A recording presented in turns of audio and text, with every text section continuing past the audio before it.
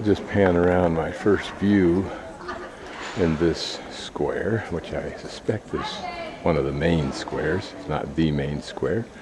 There, of course, is the cathedral. My albergue is right to the left of that first tower, because as I turned to my right coming out of the albergue, I could see it. What I was also most interested in discovering is where these arrows were, because this is the trail. So all I got to do is come up from the left, hang a left, go in front of the cathedral, and I'm on my way tomorrow morning. Here, a Muslim person, indicating some of the past of Spain. Interesting statue on the square. I'm guessing that character in the beginning is indicative of the Inquisition, but I could be wrong. Those hats, if in fact those were dunce hats, that looks more like Ku Klux Klan, but dunce caps were also used to define those who are going to be executed.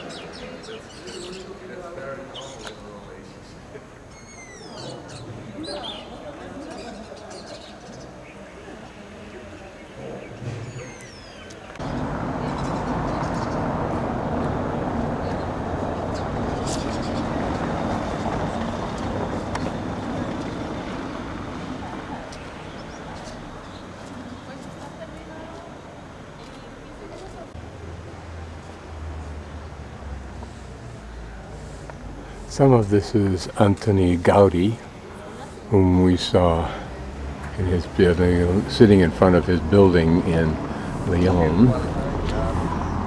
I'm just panning to get a general. Again, the space between the towers and the main is important, although it's not as Gothic as is the cathedral in Lyon. Apparently we have to go through the museum first. That's where we pay.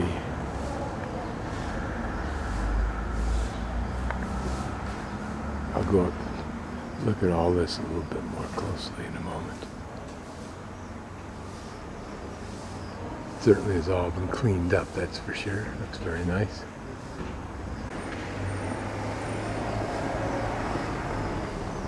It looks like taking down of Christ from the cross. I'm sure there's a name for that. All those characters would have some significance.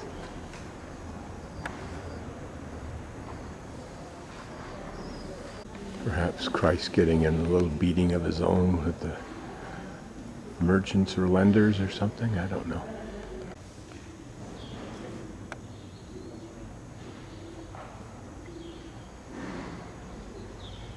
Certainly the hairy one looking one is probably not hair, but radiations of splendorous blah blah blah, signifying Christ, I guess.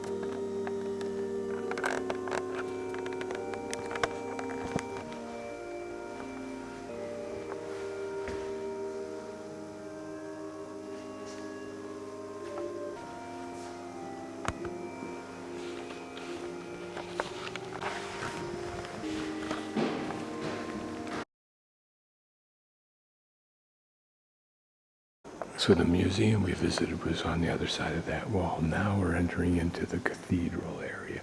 But this, of course, is the cloister. Very plain. Whether there once was something on those walls like we've seen before, perhaps, I don't know. But very plain in any event. It looks more, looking out into the cloister area, see the well there. But that looks more like the environment that the nuns and priests would use to meditate in than what we normally see. It's here where important nobles, at the time at least, they thought they were, but they probably were, are buried. Here we're struck by the brightness of that white glass, of all the beauty of the church in Lyon, of course. Nevertheless, we get a good sense of the height of Gothic churches. These columns designed to take the eye immediately vertically upward. West is behind me. We're looking east, I believe. Although the sun seems to be shining in from the right. Go figure.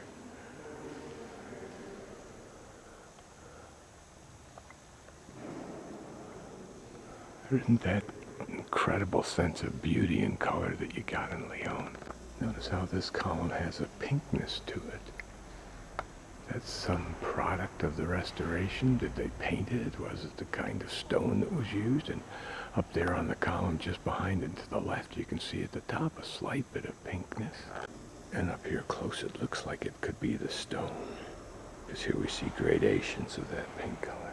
Dramatic in its gaudiness, of course, but sterile in its deadness of today, since it seems to have no real use, no icons to worship on it. Here a long shot down one of the aisles.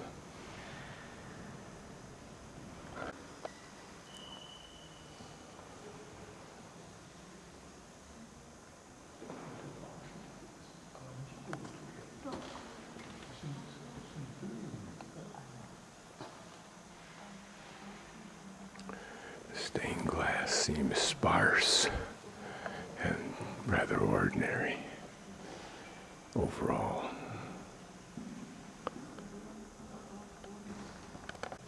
This almost seems too modernly simple, even to disclose any subject at all.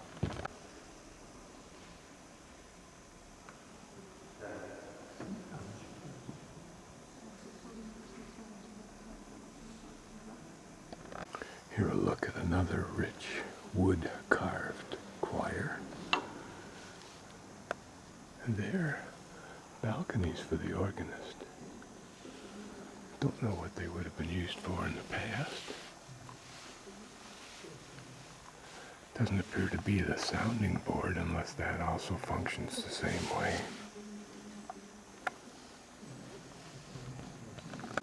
Here it seems either washed out or never intended to be beautiful and easily descriptively understood. Just seem to be blobs of color. Here the entry door into the choir. Don't know if that's original. The area, the wood around it doesn't look to be at all. It's interesting, this church gives you the feeling of being a dead artifact of the past, kept alive merely in the hopes that maybe someday someone will care about it for some reason, as opposed to the Lyon church, which just seemed to be today alive and vibrant as an institution, as a church, as a cathedral.